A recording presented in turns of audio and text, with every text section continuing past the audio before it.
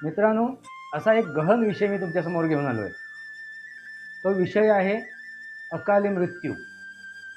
मित्रांनो, आज ॲक्च्युली मी अ, राशींवरती बोलणार होतो. ज्या उरलेल्या राशी आहेत, यापूर्वी मी राशीचक्राचा एक शृंखला घेऊन आलो होतो. त्या शृंखलेमध्ये उरलेल्या राशी होत्या, म्हणजे वृश्चिक राशीपासून पुढच्या राशी, अगदी मीन राशीपर्यंत. ह्या राशींवरती मी चर्चा करणार होतो आज. आणि पण अशी काय घटना माझ्यासमोर घडली की मला जाणून बुजून आजच्या दिवशी हा विषय घ्यावा लागलेला आहे. आणि हा विषय मी तुमच्यासमोर ठेवतोय, तो म्हणजे अकाली मृत्यू.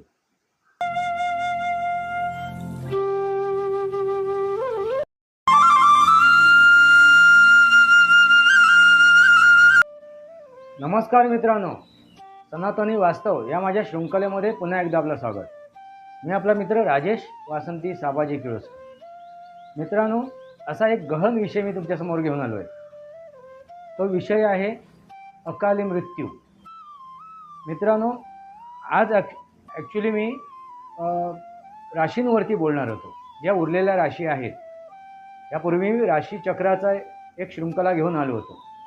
त्या शृंखलेमध्ये उरलेल्या राशी होत्या, म्हणजे वृश्चिक राशीपासून पुढच्या राशी, अगदी मीन राशीपर्यंत. ह्या राशींवरती मी चर्चा करणार होतो आज. आणि पण अशी काय घटना माझ्यासमोर घडली की मला जाणून बुजून आजच्या दिवशी हा विषय घ्यावा लागलेला आहे. आणि हा विषय मी तुमच्यासमोर ठेवतोय, तो म्हणजे अकाली मृत्यू. मित्रांनो, या पुढे मी जे व्हिडिओ बनवेन नंतर, त्याच्यामध्ये मी राशींबद्दल चर्चा करेन. म्हणजे वृश्चिक राशी, धनु राशी, मकर राशी, कुंभ राशी आणि मीन राशी, ह्या राशा राहिल्या आहेत, त्याच्यावरती पण चर्चा करू. पण आता जो मी विषय घेऊन आलो आहे, त्या विषयावरती आपण आज चर्चा करणार आहोत आणि त्याचं रहस्य समजून घेणार आहोत. त्याच्यामागे काय कारण आहे, काय विज्ञान आहे, काय शास्त्र आहे, हे समजून घेणार आहोत. कारण सनातन ही संस्कृती, हा धर्म शास्त्र आणि विज्ञानावरती आधारित आहे. मित्रांनो, अकाली मृत्यू असं तुम्ही बऱ्याच वेळा ऐकलं असाल. कोणाच्या नाही कोणाच्या मुखातून याचा अमुक व्यक्तीचा अकाली मृत्यू झाला. म्हणजे तो काळ नव्हता, ती वेळ नव्हती, तो समय नव्हता त्याचा मृत्यू होण्याचा, पण त्याचा मृत्यू झालेला आहे. अशी घटना का घडते, त्याच्यामागे काय कारणं आहेत, हे समजून घेणं गरजेचं आहे. त्यासाठी मी माझे अनुभव तुमच्यासमोर शेअर करणार आहे. माझा अभ्यास, मी जे काय ह्या रहस्याबद्दल जे समजून घेतले, उमजले, ते तुमच्यासमोर मांडणार आहे. आणि त्यासाठी मी काही उदाहरणं तुमच्यासमोर ठेवणार आहे. माझ्या आयुष्यात जे मी जवळून बघितलं आहे, जे जवळून अनुभवलं आहे, त्या गोष्टी मी तुमच्यासमोर ठेवणार आहे. आता त्यासाठी मी पहिलं एक उदाहरण देतोय, ते म्हणजे माझ्या वडिलांचं. मित्रांनो, लक्षात घ्या, ते वडिलांचं मी उदाहरण तुम्हाला ठेवणार आहे समोर. आधी एक गोष्ट लक्षात घेऊया की का घडते. मित्रांनो, ह्या सगळ्या गोष्टी आहेत ना आयुष्यात, वास्तुशास्त्र असो, ज्योतिषशास्त्र असो, हे आपण मानसशास्त्राच्या आधारावरती त्याचं हे करतो, परिमार्जन करतो. मानसशास्त्र ह्याला सर्व कारणीभूत गोष्ट असते, ती म्हणजे मन, मानसशास्त्र, सायकोलॉजी ह्या सगळ्या गोष्टीला कारणीभूत असते. ही पहिली गोष्ट आपल्या लक्षात घ्या. आता मी त्या विषयाकडे येतो, हे उदाहरण तुमच्यासमोर ठेवतो. मित्रांनो, माझ्या वडिलांचं जे मृत्यू आहे, तो अकाली मृत्यू झालेला आहे. आणि ती वेळ नव्हती, तो समय नव्हता. मित्रांनो, लक्षात घ्या, काळ आला होता आणि वेळसुद्धा ती निर्माण झाली. वेळ नव्हती ती, पण ती वेळ निर्माण झाली. आणि ते वेळ निर्माण व्हायला कारण आपण स्वतः असतो, म्हणजे ती व्यक्ती असते. आता माझी वडील ती वेळ यांनी कशी स्वतःवरती ओढवून घेतली, हे तुम्हाला मी ह्या गोष्टीतून सांगणार आहे. मित्रांनो, माझे वडिलांना कॅन्सर डिटेक्ट झालं आहे असं निदर्शनात आलं, म्हणजे कॅन्सर झाला आहे त्यांना.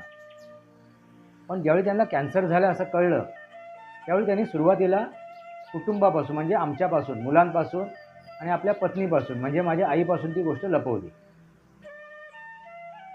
आणि ते आमच्या आमच्या नकळत ते उपचार करत होते. आणि त्यावेळी ती एक गोष्ट सतत बोलायची की आता माझा काय भरोसा नाही आहे, मी कधीही जाईन. तर ते का जाणार, त्याला कारण काय, ह्याचं कधी त्यांनी वाच्यता केली नव्हती सुरुवातीला. पण असं बोलायचे ते मोगममध्ये, माझे आता दिवस भरलेले आहेत, मी कधीही जाईन. मित्रांनो, आणि नंतर ते प्रमाणाच्या बाहेर झालं. म्हणजे 50% त्यांना त्याचा त्रास, म्हणजे 50% त्यांच्या हातातून वेळ निघून गेली होती. त्यावेळेला आम्हाला त्यांनी ही गोष्ट सांगितली, ही गोष्ट कळली आम्हाला. पण आमच्या परिवारामधील काही नातेवाईकांना ही गोष्ट माहिती होती, त्यांनीसुद्धा ही गोष्ट लपवली. त्यांचंही कर्तव्य होतं आमच्यापर्यंत ही गोष्ट पोचवण्याची. आता मी कोणाचाही उल्लेख नाही करणार आहे, पण मला कोणाला दोष द्यायचा नाही. जी घडायची ती गोष्ट घडून गेलेली आहे.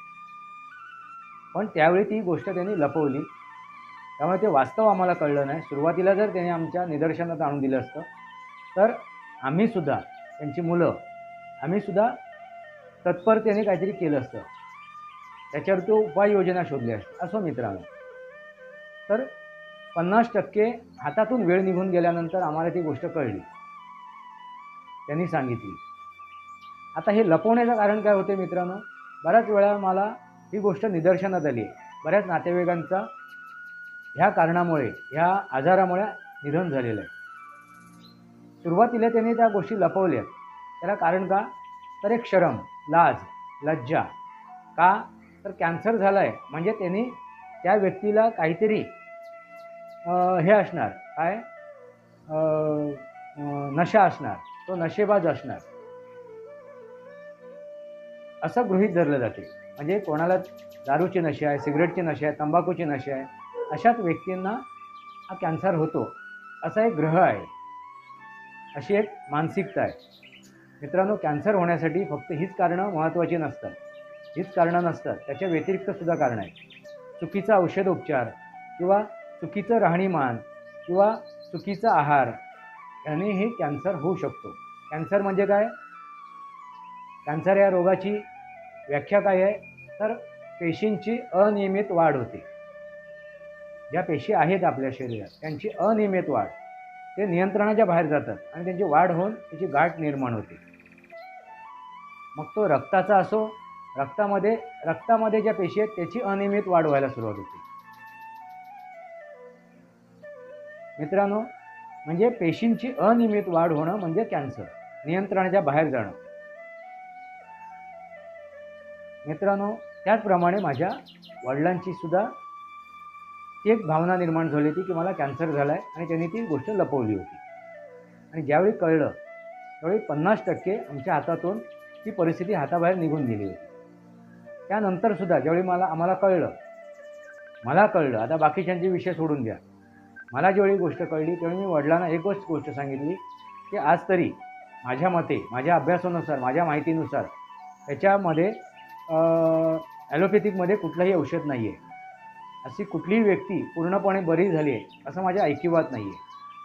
तर एक गोष्ट करूया आपण याच्यावरती, एक आहे शस्त्रक्रिया करूया, ऑपरेशन करूया आणि ह्याच्यातून आपण बाहेर पडूया, मार्ग काढूया. तोपर्यंत ते औषधोपचार करत होते, औषधं घेत होते आणि ती गोष्ट आवाक्यात होती. दुसरा आहे मार्ग म्हणजे तो आयुर्वेद.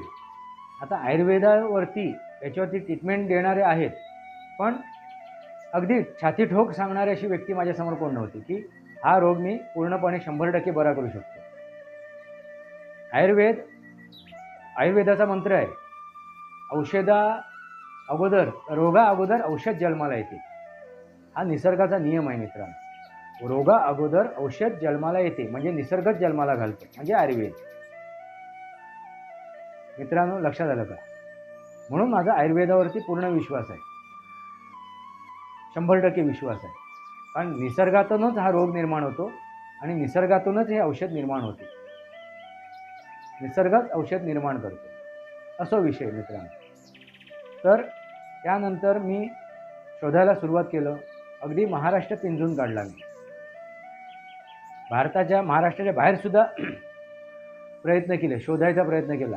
म्हणजे असं नाही की महाराष्ट्र पिंजून काढला म्हणजे महाराष्ट्रभर मी फिरत होतो असं नव्हे. कोणाच्या तरी मार्फत, कोणाच्या तरी थ्रू मी शोधण्याचा प्रयत्न केला. फिरलो सुद्धा मी. अगदी नाशिक फिरलो, पुणा फिरलो, अगदी ठाणा जिल्हा फिरलो, बऱ्याच ठिकाणी फिरलो. आंध्र प्रदेशात सुद्धा गेलो होतो. जिथे जिथे मला माहिती मिळेल तसं गेलो होतो. पण ते निष्फळ ठरलं त्यावेळेला. मला असा ठोस कोणाकडून त्याचा रिप्लाय मिळत नव्हता. म्हणून मी माझ्या वडिलांना सांगितलं की तुम्ही ऑपरेशन करून घ्या. पण ते ऑपरेशन करायला तयार नाही. कारण काय? तर त्यांना असं वाटलं की ऑपरेशन झाल्यानंतर माझ्या नाकातून किंवा माझ्या इथून कंठातून एक नळी टाकली जाईल आणि त्याच्यातून मग ते खाणं पिणं मला त्याच्यातून खावं लागेल. ते मला नको आहे. ती दैनीन अवस्था नको आहे असं त्यांच्या मनाचा एक ग्रह झाला होता. ते समजून घेण्याच्या मना पलीकडे गेले होते. झालो तर मी असा बरा होईल, नाहीतर मला बरं व्हायचंच नाही. मी स्वीकारलं आहे, त्या मृत्यूला स्वीकारलं आहे. आणि ते प्रत्येक वेळी माझ्या आईला सांगायचे, आम्हाला सांगायचे, मी चाललो, मी आता चाललो, तू मजा कर, तुम्ही मजा करा, तू नातवंड पतवंड मुलांबरोबर मजा कर, अशी त्यांची भाषा होती. जया मनी जैसा भाव तया तैसा अनुभव.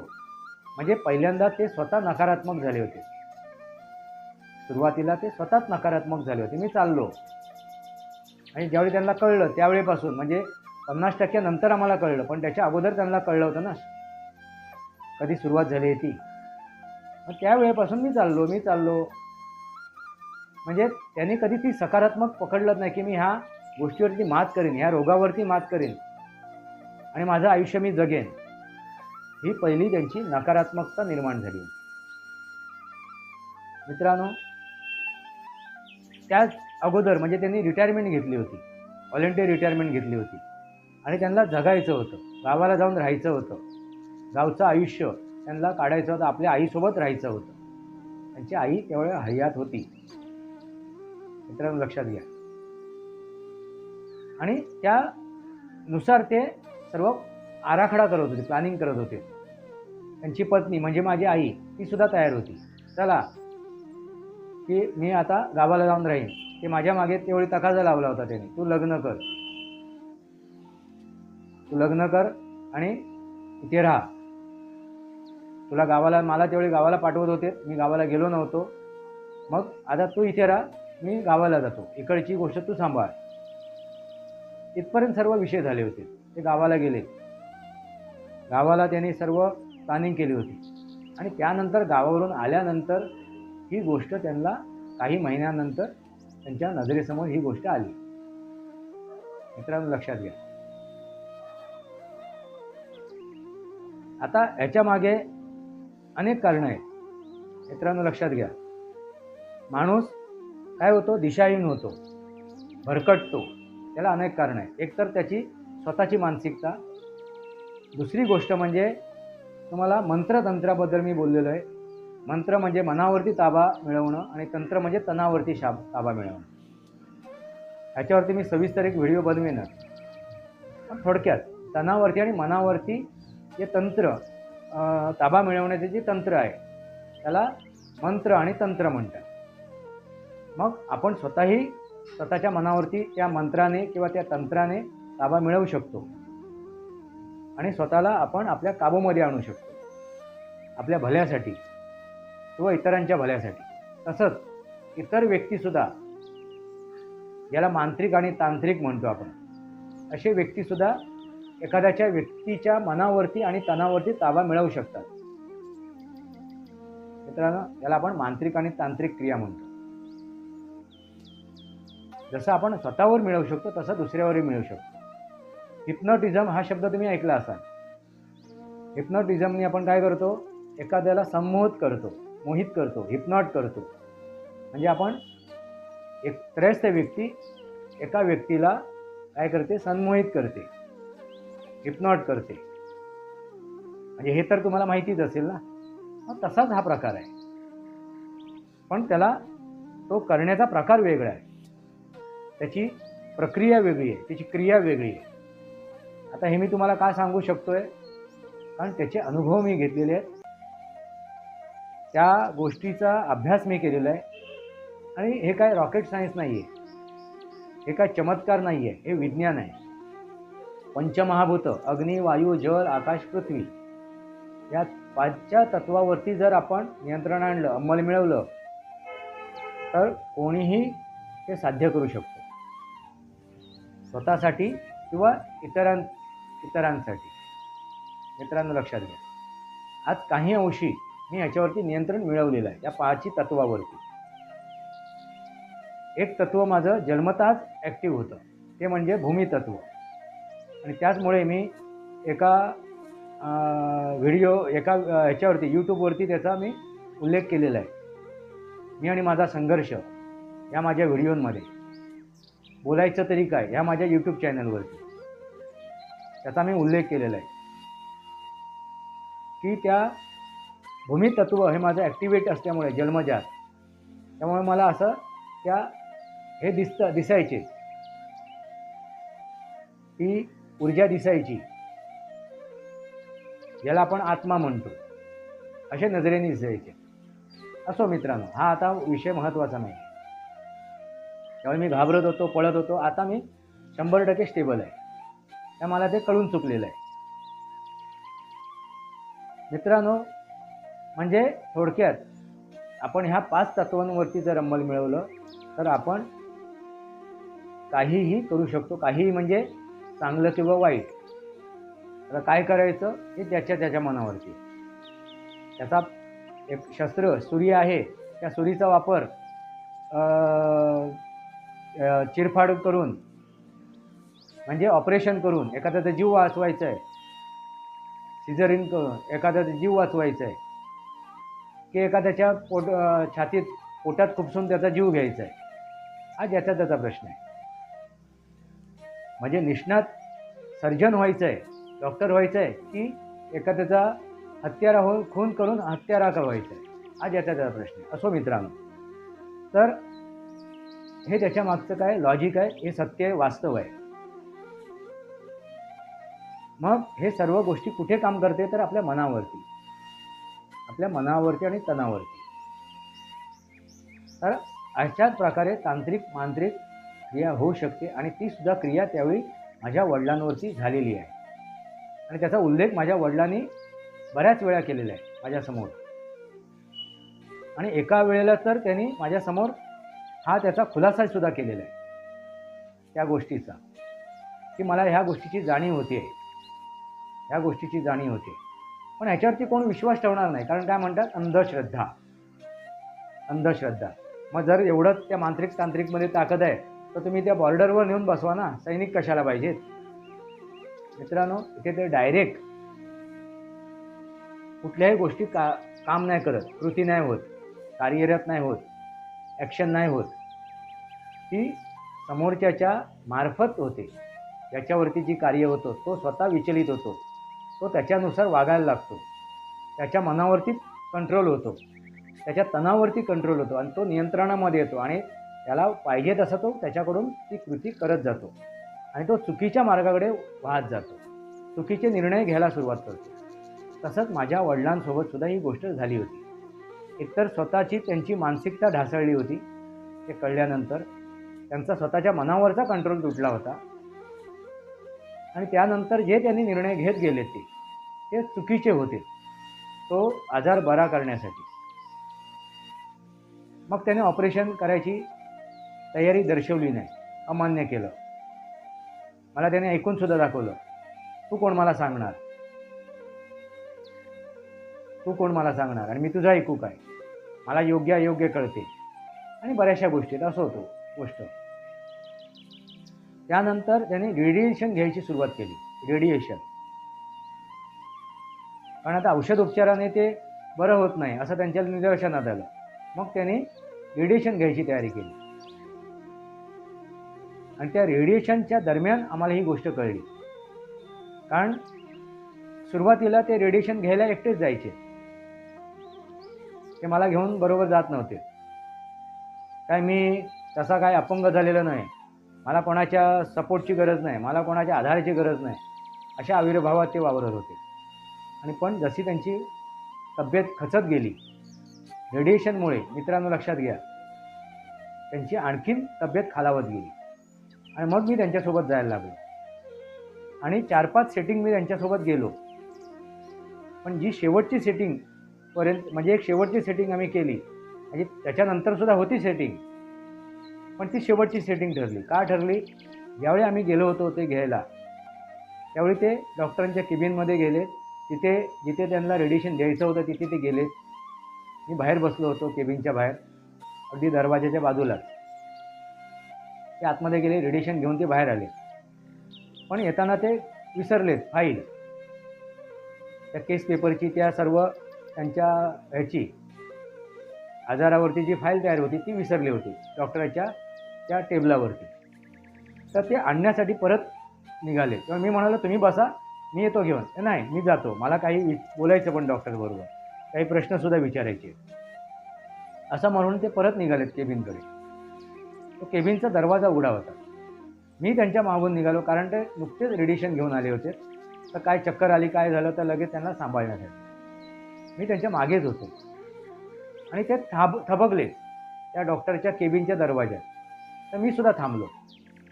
तर त्या केबिनमधून असे शब्द कानावर पडलेत, आम्ही दोघं अवाक झालो. काय शब्द कानावर आले?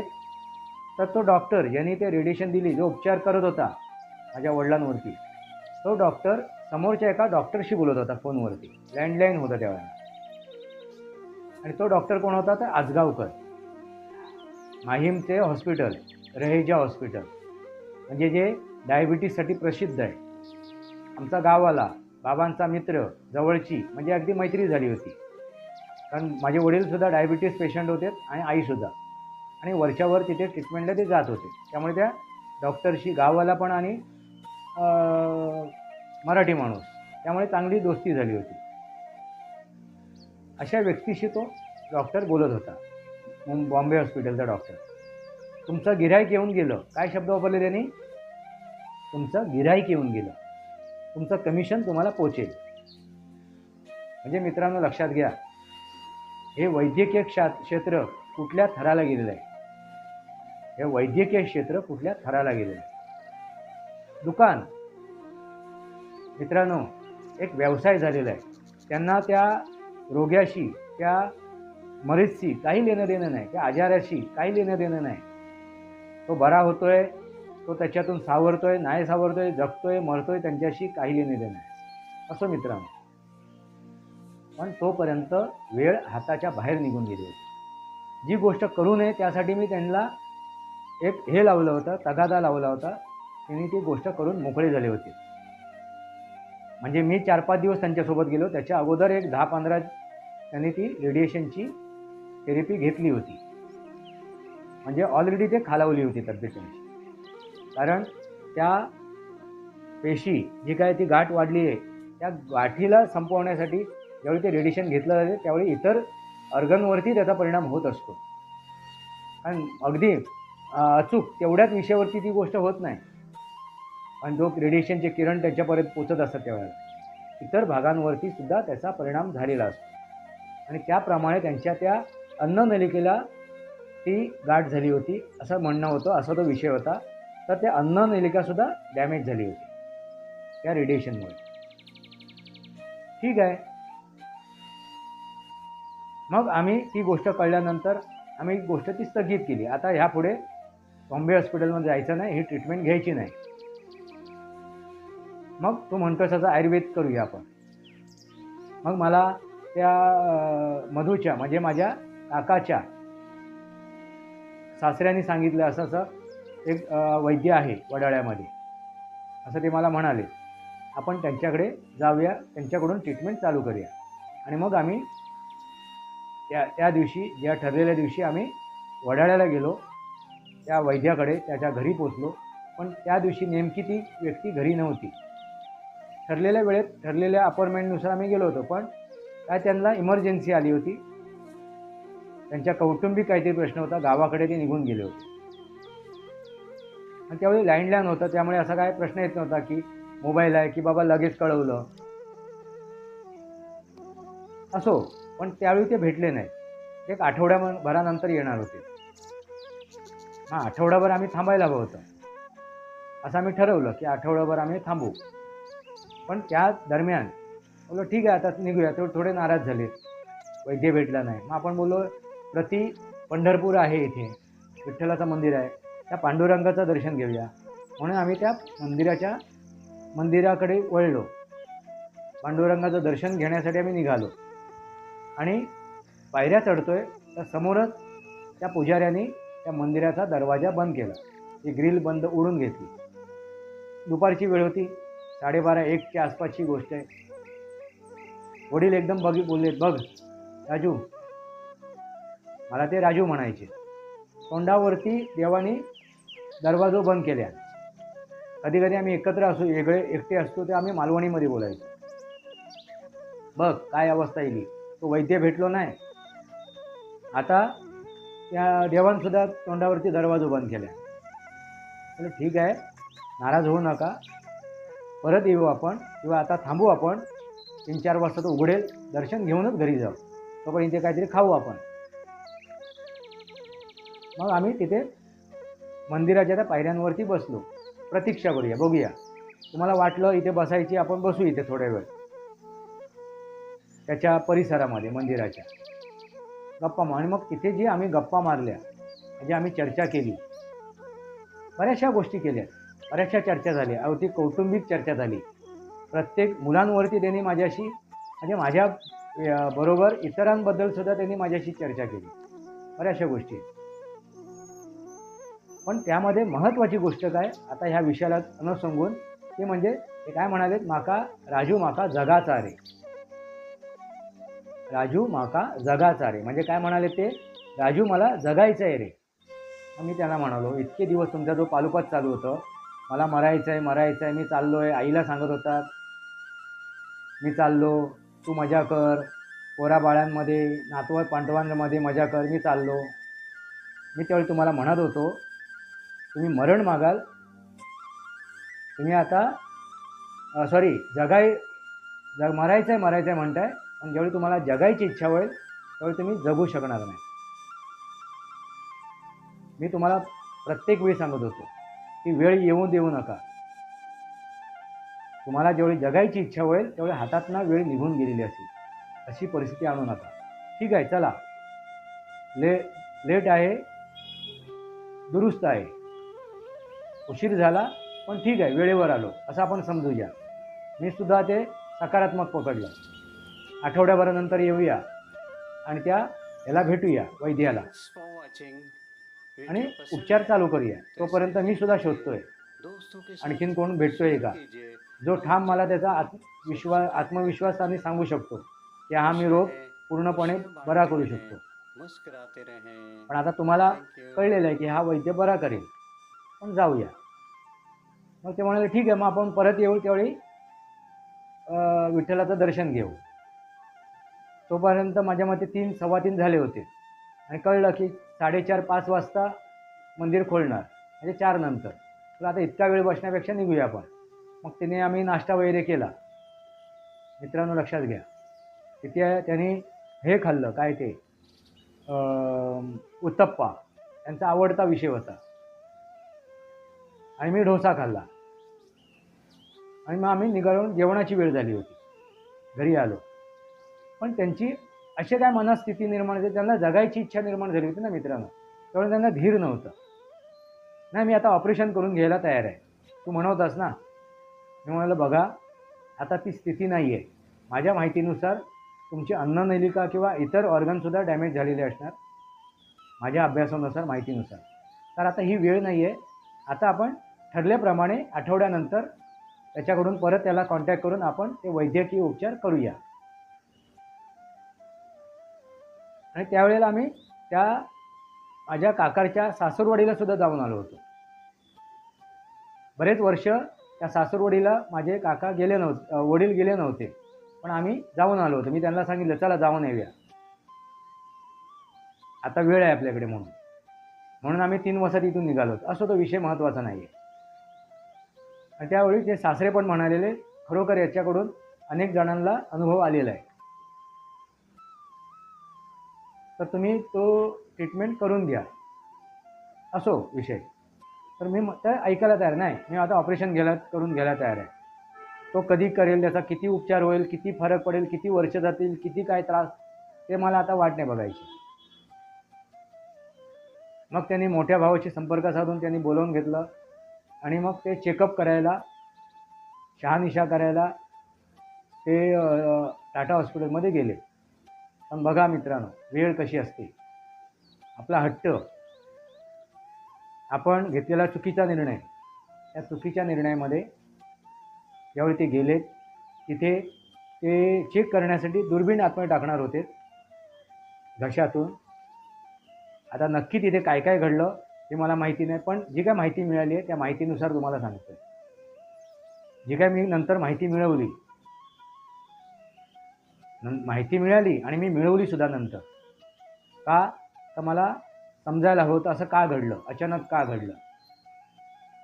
त्यानुसार मला असं कळलं की जबरदस्तीने ती चेक करण्याची दुर्बीण त्यांनी घशात जबरदस्तीने टाकली आणि ती अन्ननलिका डॅमेज झाली होती,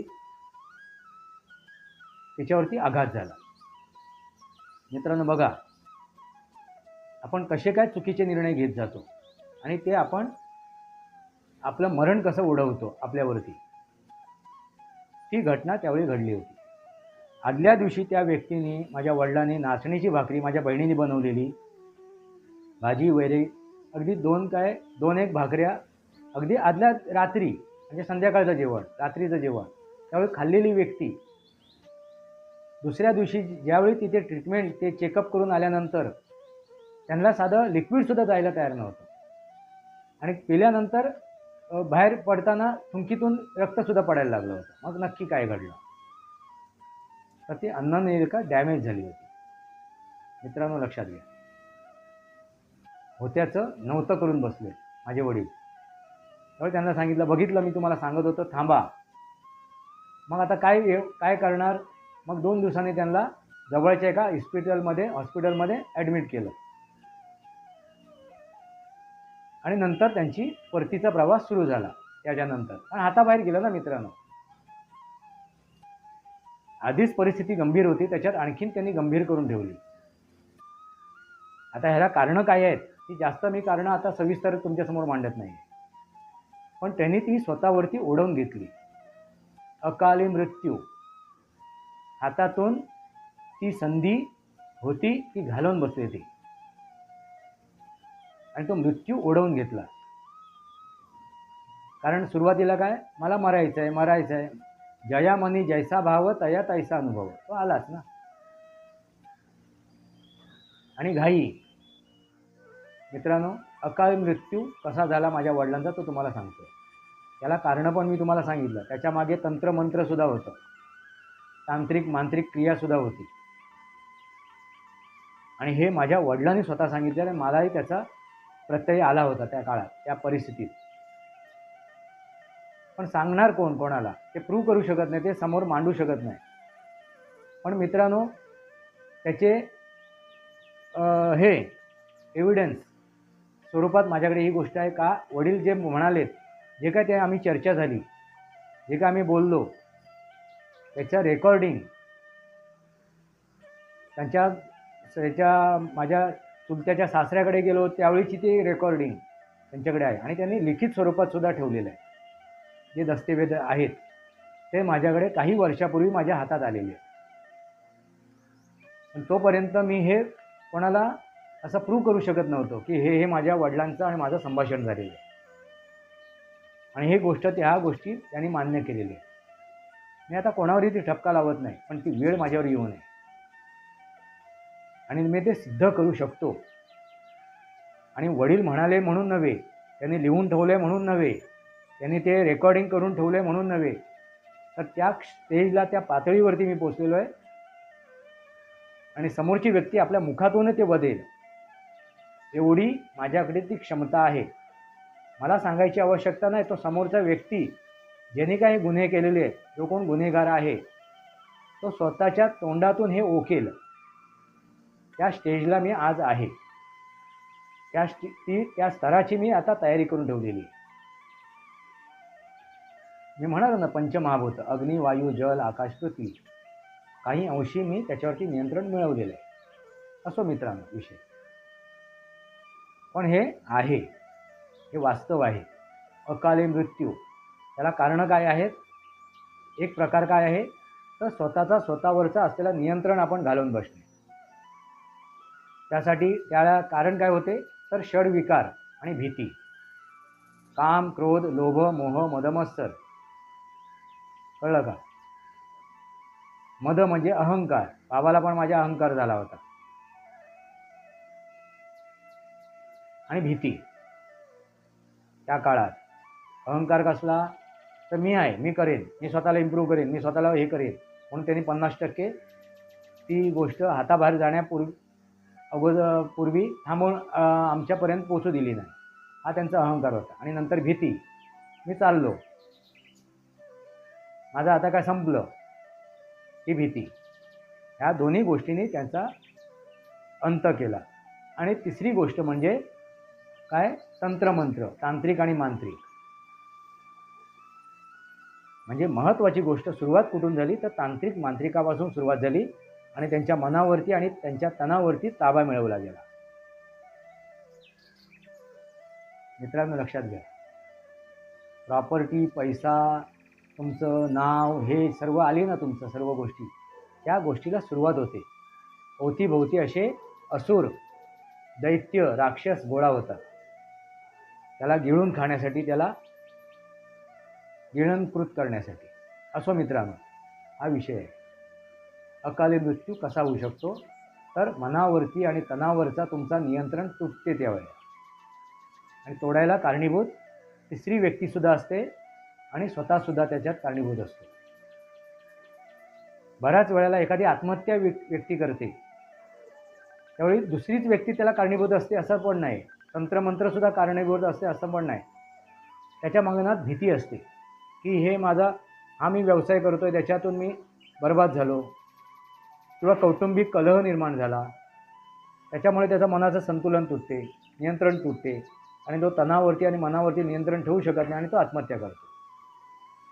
म्हणजे दोन्ही स्वरूपात मनावरचं काय होते, तांत्रिक आणि तांत्रिकामुळे आणि मांत्रिकामुळे सुद्धा, आणि मनावरचा कंट्रोल गेल्यानंतर, संयम तुटल्यानंतर सुद्धा अकाली मृत्यू होऊ शकतो. आत्महत्याच झाली मित्रांनो. यावेळी तुम्हाला कळते की आपल्यावरती वेगळं काहीतरी परिणाम होतोय, बाहेरच्या शक्तीमुळे, बाहेरच्या प्रकारामुळे, तिसऱ्या व्यक्तीमुळे, तिसऱ्या गोष्टीमुळे. हे आपल्याला कळत असते की आपण असं का वागतो, हे असं आपले विचार नाही आहेत, ही आपली दिशा नाही आहे, तरी आपण ह्या विचाराकडे, त्या दिशाकडे का वळतोय, हे प्रत्येक माणसाला कळत असते. आपण काहीतरी भरकटतोय, काहीतरी चुकतोय, काहीतरी राहून जाते, पण तो तसा वाहत जातो आणि स्वतःचं अंत करून घेतो. आणि हेच त्याला कारण आहे माझ्या वडिलांचं अंत होणं. आता त्यांना कॅन्सर झाला नव्हता हे मी सिद्ध करू शकतो. बऱ्याच वेळेला काय असते, गाठ निर्माण होते, याचा अर्थ त्याला कॅन्सरच झाला असं काही नसते. किंवा रक्तदोष निर्माण झाला म्हणजे रक्त कॅन्सर झाला असंही नसते. अनेक कारणं असू शकतात रक्तदोष निर्माण होणं किंवा ती गाठ निर्माण होण्याची. अन्ननलिकेमध्ये गाठ झालेले असे बऱ्याच पेशंटला मी पूर्वरत आणलेलं आहे. अगदी आतड्यांना सुद्धा त्यांच्या कॅन्सर झाल्या म्हणून डिटेक्ट झाला असा त्याची माहिती पोचवली, डॉक्टरने सांगितलं आहे. त्यानंतर सुद्धा तो बरा झाला आहे. कॅन्सर पेशंटसुद्धा बरे झालेले आहेत. पण माझ्या वडिलांच्या त्या पिरियडमध्ये मी असा तो वैद्य शोधू शकलो नाही. पण माझे वडील गेल्यानंतर मी त्या संपर्कात आलो. वाड्याला एक येते बबन पाटील म्हणून, त्यांच्याशी संपर्कात आलो. बरेचशा लोकांना मी बरं केलं आहे त्याच्यातून. म्हणजे मी निमित्त ठरलेलो आहे. त्यांना अगदी एड्स, अर्धांगवायूचा झटका, कॅन्सर असे असाध्य, ज्याला असाध्य रोग म्हटलं जाते, त्याच्यातून ते आजारी, ते रोगी, ते बाहेर पडलेले. असो मित्रांनो, पण माझ्या वडिलांचा अंत झाला त्यातून. अकाली मृत्यू अनेक आहेत. माझ्या आजीचा एक प्रसंग आहे, माझ्या मावशीचा एक प्रसंग आहे, माझ्या स्वतःबद्दलचा एक प्रसंग आहे, आणखीन आता नुकतंच हा जो विषय मी हातात घेतला त्याला कारण का, नुकतंच माझ्यासमोर एक असा प्रसंग घडलेला आहे. त्या प्रसंगाची मी माहिती तुमच्यासमोर ठेवली, ती गोष्टही तुमच्यासमोर ठेवली. मित्रांनो, विषय वाढत चालला आहे, विषय वाढत चालला आहे, म्हणून मी 2-4 भागामध्ये, अध्यायामध्ये हा माझा विषय मी तुमच्यासमोर मांडेल. पण तत्पूर्वी एका विषयाला सुरुवात करतो. माझ्या एका मित्राबद्दल घडलेली गोष्ट आहे. माझ्या एका मित्राबद्दल, जवळचाच आहे, त्याच्याबद्दल घडलेली गोष्ट आहे. त्याचासुद्धा अकाली मृत्यू झालेला आहे. सुरुवातीला त्याची आर्थिक परिस्थिती डामाडोल झाली होती, त्यामुळे कौटुंबिक परिस्थिती डामाडोल झाली होती, त्याच्यावरती कोणाचा विश्वास नव्हता. पण विश्वासपात्र अशी ती व्यक्ती, त्या कुटुंबामध्ये, पूर्ण कुटुंबामध्ये विश्वासाला जागणारी, विश्वासपात्र असलेली ती एकमेव व्यक्ती होती, माझा मित्र तो. पण त्याचासुद्धा अकाली मृत्यू झाला. मित्रांनो, ते असं घडलं, थोडक्यात सांगतो, की ज्यावेळी त्याची परिस्थिती ठीक झाली, व्यवसायामध्ये तो चांगल्या स्थितीला आला होता. त्याचा व्यवसाय होता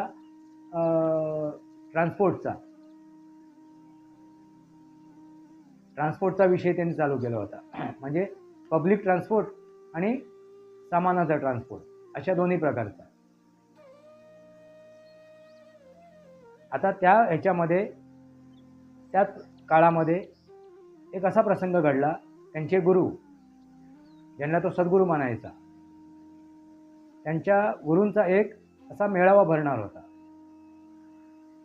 अलिबागचे धर्माधिकारी ते त्याचे गुरु होते, आणि त्यांनी दिलेला एक आदेश होता.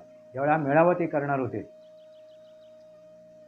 हे सत्संग ते घडवणार होते, तर त्या ठिकाणी येण्यासाठी त्यांनी भक्तगणांना एक सूचना दिल्या होत्या, की तुम्ही ह्या गोष्टी करू नये. त्याच्यामध्ये एक सूचना होती, ती म्हणजे तुम्ही स्वतःच्या वैयक्तिक वाहनाने येऊ नये, स्वतंत्रपणे येऊ नये. तुम्ही आलात तर कशी या, 4-5 जण एकत्र मिळून या, किंवा सार्वजनिक वाहनातून या, किंवा असं ट्रान्सपोर्टच्या मार्फत या. आणि मित्रांनो, ह्याचा तो व्यवसाय आहे. मग त्यांनी पण गाड्या सोडल्या होत्या, बसेस सोडल्या होती. एका बसेसमधून तो स्वतः जाऊ शकला असता, पण तसं न करता त्यांनी अनदेखी केली. तो बाहेर पडताना सुद्धा त्याच्या आईने सुद्धा रोखलं, मीही त्याला रोखलं होतं त्या काळामध्ये, की बाबा तू असं काय करू नकोस, असा काय चुकीचा निर्णय घेऊ नकोस. त्याच्या इतर मित्रांनीही त्याला रोखलं होतं. मित्रांनो, पण अकाली मृत्यू झाला. तो कसा झाला, काय झाला, त्याच्यावरती मी तुम्हाला पुढच्या भागात सांगेन. तो माझा एक जवळचा जीवश्य कंठश्य मित्र या जगातून निघून गेला.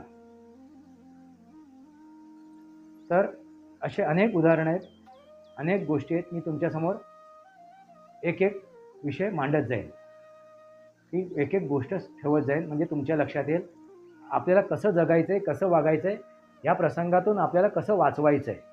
हे सांगण्याचा उद्देश काय आहे, तर तुमच्याही आयुष्यात, बऱ्याच जणांच्या आयुष्यात ह्या घटना येतात अकाली मृत्यूचा. मग आत्महत्या असो किंवा चुकीच्या प्रकारे निर्णय घेणे असो, त्याच्यातून अकाली मृत्यू येऊ शकतो. म्हणजे काय, काळ आला होता पण वेळ नव्हती, पण ती वेळ आपण निर्माण केली. मृत्यू, नैसर्गिक मृत्यू किंवा ठरल्याप्रमाणे मृत्यू कधी होतो, काळ पण येतो आणि ती वेळ पण आली असते.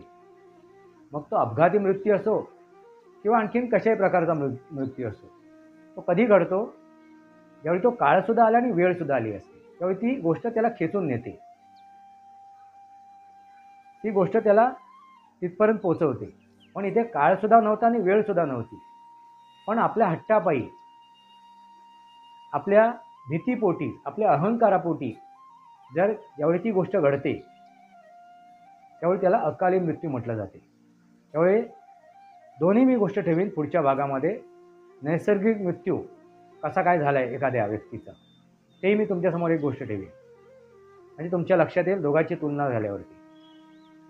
आपण हा विषय इथे तुर्तास आटोपता घेऊ, आणि पुढच्या भागात मी तुम्हाला सांगेन ह्या माझ्या मित्राचा अकाली मृत्यू कसा झाला आणि एकाचा नैसर्गिक मृत्यू कसा झाला, एका नातेवाईकाचा, तेही मी तुमच्यासमोर ठेवेन.